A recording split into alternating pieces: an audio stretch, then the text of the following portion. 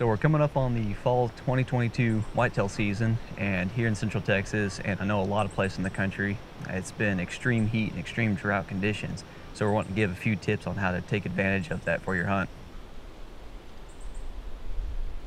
So first tip is going to be finding food sources or providing them. On private land, you're going to want to provide some kind of food source if possible.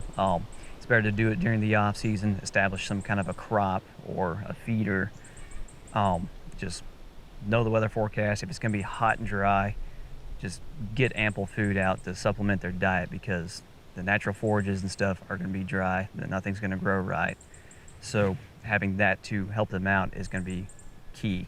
We use feeders here in Texas. In most other states or a lot of places up north, that's either not legal or just not necessary, but this is kind of like our food plot.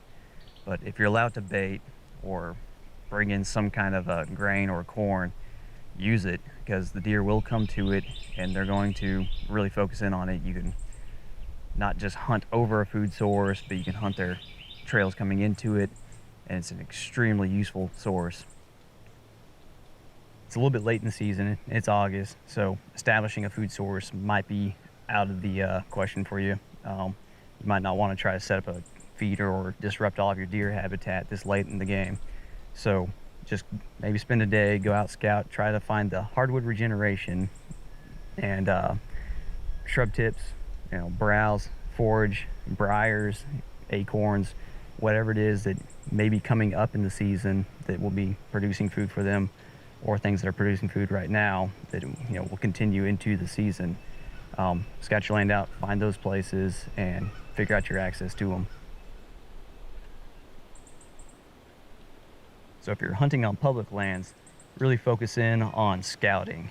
Get out there and find the briars, find the bedding areas, and know what they're eating on. Just know the land, because you can find some acorn trees that may be producing really well this year, and you might find some fruit trees that are going to be focused on, because when it's dry, there's not going to be much out there for them to consume. So you can really take advantage of that. So if you're able to bait on public land in your area, definitely use that.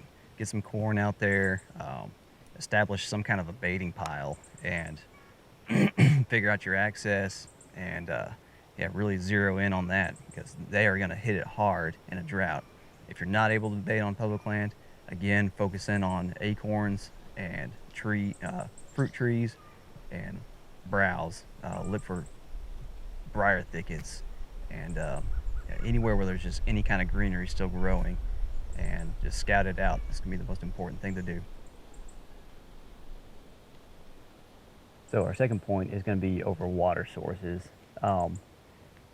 This is a Jeff Sturgis style water hole that we've set up out here. Got to put a little more water in it, but it's going to be kind of like food in that it's going to be a very concentrated area of deer using it, whether it be a natural water source or a water hole that you've put in.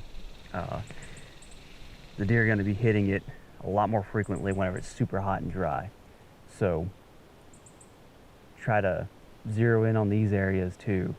If you're on a large body of water, on a lakeside or river or creek, focus in on like the streams and feeders, creeks and ponds that are around the lake, because if deer can help it, they're not going to want to get up next to a large body of water. But if you can get in on them on these smaller areas, it's going to be a lot more concentrated. Find their access trails, the way that they're coming in to access the water, and hunt those trails. You can hang up right on a water source. Just keep your wind in mind, but utilize this as much as you can while it's super hot, super dry. And also with water sources, they're going to be a lot more random as far as movement goes. Now, later in the day, it might be more frequented just because it's hotter. Late in the evening, right before dark, you might be able to find a pattern, but in the middle of the day, early morning, or early afternoon, it's going to be pretty random the way deer use it. So scout it out really well. Don't just run into it expecting nothing to be there because it's midday. It's not like food in that way, where they're a lot more patterned. The water's going to be just used whenever they need it, and it's going to be hard to determine when they need it most.